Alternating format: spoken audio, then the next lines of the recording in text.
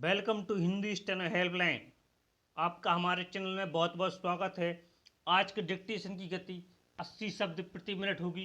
Dictation start करते हैं 5 second के बाद।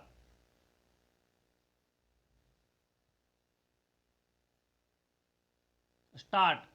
अध्यक्ष महोदय, अभी अभी जो प्रस्ताव हम लोगों के सामने इस सदन में रखा गया वह सचमुच में एक विचारणीय विषय है।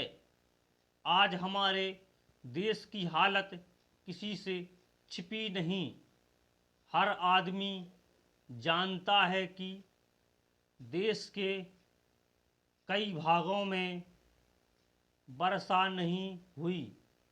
इसके कारण देश के कई हिस्सों में, जिनमें कि बिहार प्रमुख है, अकाल जैसी स्थिति पैदा हो गई है। चाहे हम इस बात से कितना भी इनकार क्यों ना करें कि अभी तक भूख से किसी आदमी की मृत्यु नहीं हुई है, लेकिन यह बिल्कुल ठीक है कि अब ऐसी स्थिति होने में कोई कसर नहीं रह गई है। आप यह समझ लीजिए कि किसी दिन भी आपको ऐसा अवसर मिल सकता है कि अमुक स्थान में भूख से इतने आदमियों की मृत्यु हो गई और इतने पशु समाप्त हो गए। मैंने स्वयं इन इलाकों का दौरा किया है। करीब करीब हर गांव और कस्बे को देखा है। मैं जहां भी गया हूं वहीं एक जैसी दुख भरी कहानी सुनने को मिली।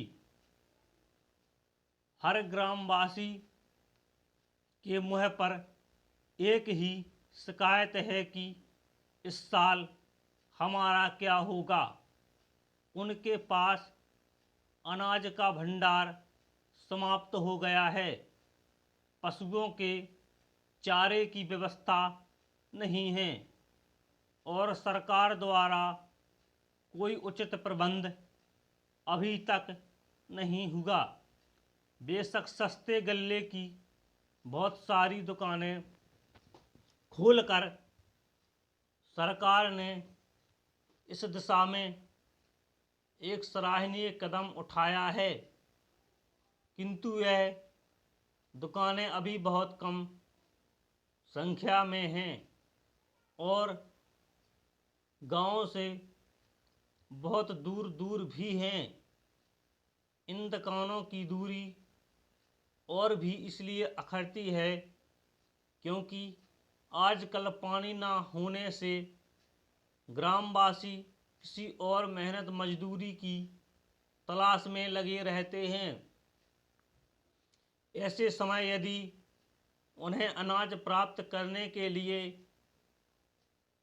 अपने गांव से मीलों दूर जाना पड़े और उनके आने जाने में ही पूरा दिन समाप्त हो जाए, तो फिर आप ही बताइए कि वे बेचारे क्या करें। इसलिए जहां हम एक और यह ध्यान दे रहे हैं कि सस्ते अनाज की